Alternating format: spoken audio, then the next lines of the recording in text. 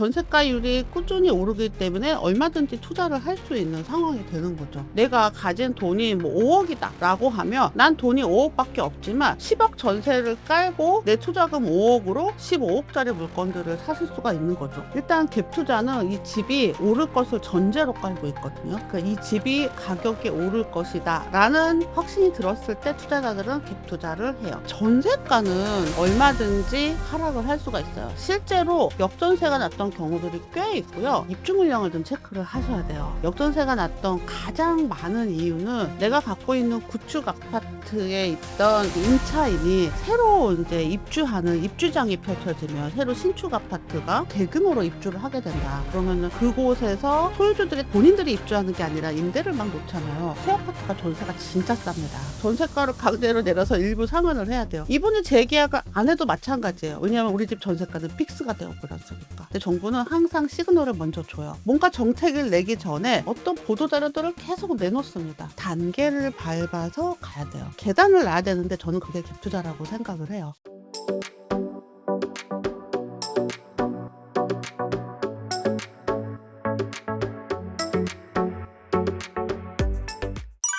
집값은 떨어졌다는데 전셋값은 오르면서 갭 투자가 다시 유행이라고 합니다. 이게 내 집 마련 기회인지 아니면 또 다른 착시인지 헷갈리는 분들 많을 텐데요. 지금 같은 전세 상승장이 무주택자한테 진짜 기회가 될 수 있을까요? 일단 전세가가 전국적으로 상승세를 보이고 있는 거는 사실이고요. 특히 서울과 수도권의 전세가 상승 폭이 두드러지거든요. 요거 좀 보면서 할게요. 여기 지금 이제 작년 연말에 나온 뉴스고요. 그리고 서울 아파트 전세값이 1년 내내 상승을 지속했다. 이런 한국부동산원에서 나오는 그런 이야기들이 있어요.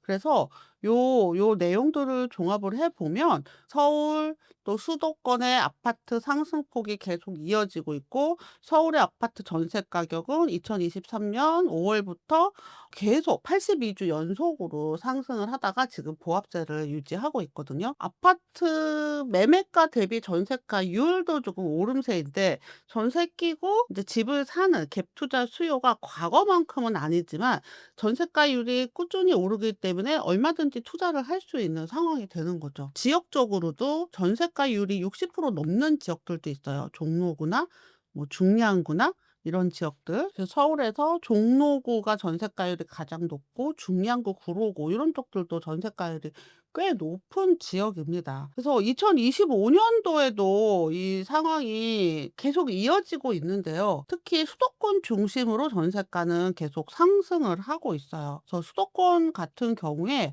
앞으로 집값이 얼마나 오를 것인가에 대한 자료들을 지금 여기 이제 2025년 주택 시장 전망이라고 해서 요거는 건설 정책 저널에 나온 이야기거든요.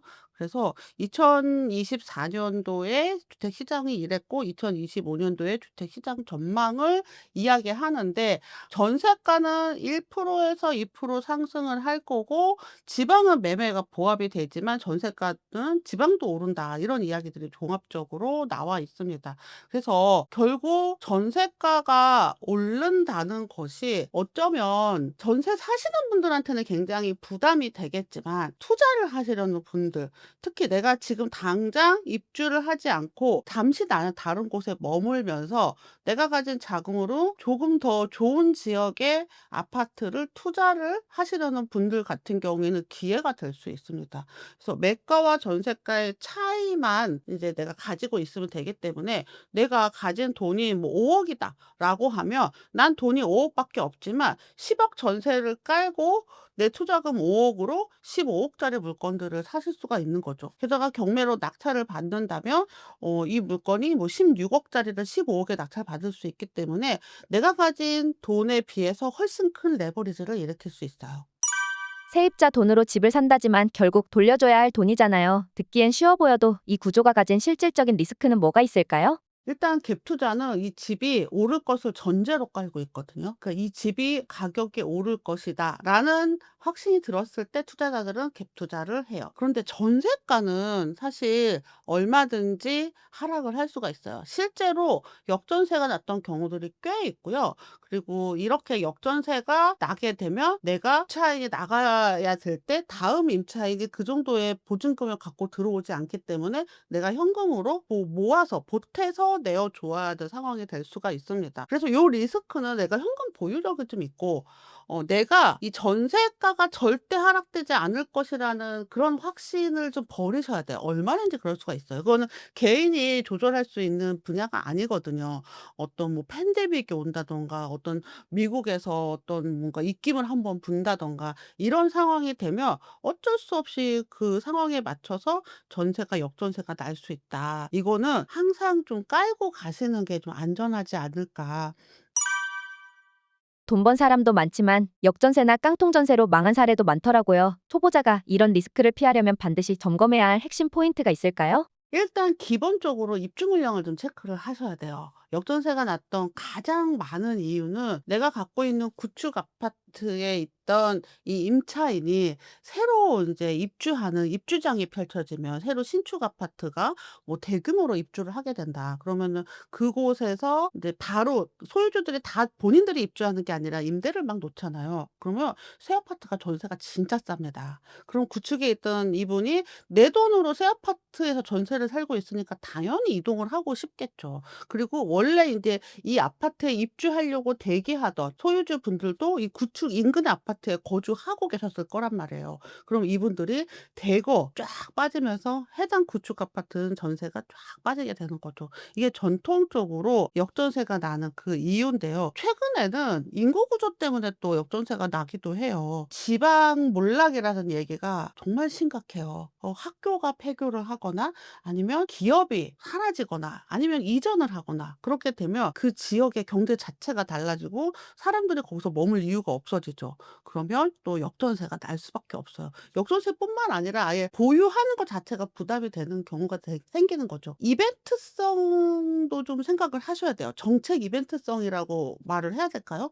뭐 새만금 개발이 한참 이슈가 될 때 그 지역 부동산 들썩들썩했는데요. 빠져나오지도 못하고 있고요. 또 용산 뭐 기지 이전을 할 때도 또 일부 지역에 엄청난 많은 분들이 가서 묻히셨습니다. 이런 일들은 이제 뉴스에서 뭐 엄청 대단한 일들이 일어날 것처럼 얘기할 때 들어가는 것들은 저는 항상 좀 조심해야 된다. 이런 물건들에 임차인을 들였다가 나중에 임차인이 쑥 빠져나가면은 고스란히 다 임대인이 다 짊어지어야 되는 그런 상황이 될 수 있습니다. 그래서 기본적으로 가장 기본적인 거는 입주 물량, 입주 물량 꼭 체크하시고요. 이벤트성 어떤 홍보에 너무 현혹되지 않으셨으면 좋겠습니다.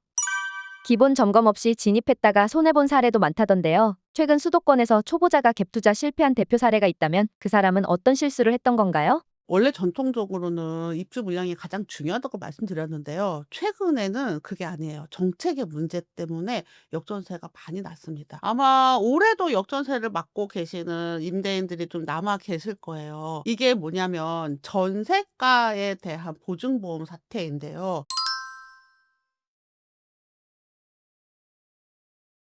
임대인들만 알고 있죠, 이 일은. 기존의 임차인들이 여기서 재계약을 하실 때 이분들이 전세자금 대출을 받아서 우리 집에 전세를 들어왔어요. 그리고 계약이 만료가 되고 재계약을 해야 되는데 보증보험 한도가 내려간 거예요. 우리 아까 전세가의 126% 까지 허구 보증보험이 가입 가능하다라고 했는데 은행에서는 그 이상 공시가도 빠졌고 이 전세가가 원래는 그 규율이 없었을 때 있던 그 전세가를 유지를 해줄 수가 없습니다. 은행 입장에서는 이거 상환하셔야 연장을 해 드릴 거예요."라고 할 거고 원래 임대인과 임차인은 그냥 지금 현재 그 금액으로도 서로 재계약을 할 의사가 있었는데 은행이 안 된다고 하면 임차인이 무슨 수로 재계약을 해요. 그래서 어떻게든 임대인이 한 5천만 원은 내려야지 은행이 연장을 해 준다는데요." 라는 연락을 받으셨다는 임대인들을 정말 많이 만났고요. 저도 많이 받았어요. 그러면 어쩔 수 없이 전세가를 내려야 돼요. 역전세죠. 재계약인데 역전세가 나는 거예요. 그러면서 은행에 일부 상환을 해야 됩니다. 전세가를 강제로 내려서 일부 상환을 해야 돼요. 이분이 재계약을 안 해도 마찬가지예요. 왜냐하면 우리 집 전세가는 픽스가 되어 버렸으니까. 이 정책이 이런 정책이 생길지라고는 누구도 예상 못 했는데 얼마든지 그럴 수 있죠. 얼마든지 무슨 일이든지 벌어질 수 있다. 그래서 항상 마음의 준비, 내가 입주 물량 다 체크했고 특별한 이벤트성 이슈도 없는데 저기서 분 바람으로 인해서 정책에 변화가 생기면 나한테도 임대인한테도 영향이 있을 수 있다는 거를 그냥 알고 계시면 됩니다. 요즘은 정책도 수시로 바뀌고 대출 규제 변수도 많다 보니 타이밍 잡기가 더 어려워졌습니다. 이런 불확실성 속에서 초보자는 어떤 정책 시그널을 가장 우선적으로 봐야 할까요? 정부 정책은 원래 아주 잘 바뀌어요. 원래 그렇습니다. 임대사업자 하라고 막 풀어줬다가 갑자기 임대사업자 너네 다 죽었어 때려잡고 막 세금 막 과태료 부과하고 세금 부과하고 이런 일들이 너무 많아서 사실 이제 부동산 오래 투자하신 분들은 정부의 정책 공약을 잘 신뢰하지 않죠. 그럼에도 불구하고 이 테두리에서 우리가 있어야 되기 때문에 거스를 수는 없어요. 따라야 됩니다. 근데 정부는 항상 시그널을 먼저 줘요. 그냥 막 하지 않아요. 뭔가 정책을 내기 전에 어떤 보도 자료들을 계속 내놓습니다. 지금도 뭐 "가계 부채가 너무 많다." 이런 얘기들이 뉴스들이 엄청 쏟아지고 있거든요. 왜 그럴까요? 근데 스트레스 DSR 또 올려야 되기 때문에 밑밥 까는 거예요. 밑밥을 깔아 주는 거를 놓치지 말으셔야 돼요. 어떤 분들은 그냥 그 뉴스를 있는 그대로 받아들여요. 가계부채 너무 많아서 걱정돼." 걱정될 게 아니라 원래 많았고요. 하루 이틀 일이 아닌데 이걸 할 거기 때문에 이걸 부각시키는 거예요. 그래서 모든 경제 뉴스를 볼 때는 이것의 숨은 의도는 무엇인가 뒤집어서 보셔야 됩니다. 그리고 같은 뉴스가 여러 개가 나왔다? 그럼 바로 여기에 관련된 무언가가 곧 나올 거구나 인지하셔야 됩니다. 그냥 막 하진 않아요. 항상 뭔가 시그널을 줍니다. 이런 환경에서도 갭 투자에 성공한 사람들이 있다던데요. 최근 수도권 기준으로 초보자도 참고할 만한 실제 성공 사례가 있다면 하나만 소개해 주실 수 있을까요? 사실 지금 갭 투자하기 너무 좋은 시기예요. 매가와 전세가가 그래도 쪼끔 가까워졌고 정말 예전에 지금 생각해 보면 말도 안 되는데요. 그때가 제가 경매 처음 시작할 때쯤이었고요. 그때는 부동산 시장이 완전 바닥이었거든요. 강남 아파트를 2천만 원에 살 수 있었던 때가 있었습니다. 말도 안 되죠. 예. 실제로 낙찰가와 전세가의 차이가 2천만 원밖에 안 됐던 그런 꽃 같은 때가 있었는데 지금은 그렇지는 않지만 그래도 여전히 기회가 많아요. 그래서 특히 서울과 수도권에는 입주가 없잖아요. 지금 이제 큰 입주들은 다 끝났고 메이플자이가 지금 최근에 입주를 하고 있고 장이동 뭐 서울에 몇 개 안 남았습니다. 만 개도 안 남았고요. 내년에도 거의 입주가 한 절반, 평소의 절반밖에 안 돼요.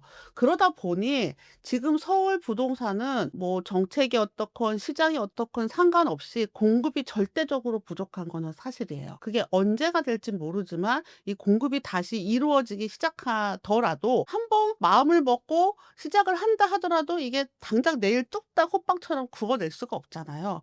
그게 시간이 걸리죠. 그래서 지금은 공급이 절대적으로 부족하다는 걸 일단 깔고 가고요. 그럼 얼마나 싸게 낙찰받을 수 있을 것인가 요것도 같이 깔고 가야 되는데 얼마 전에 저희 인제 수강생 멤버님이 도봉구 아파트를 3억 3천에 낙찰을 받으셨어요. 시세보다 저렴하게 낙찰 받으셨는데 특히 이 물건은 전세가가 2억 3천 이에요. 그러면은 갭이 얼마예요? 1억 이죠. 서울에 아직도 1억 으로 갭 투자를 할 수 있다는 거. 이게 참 대단한 일이죠.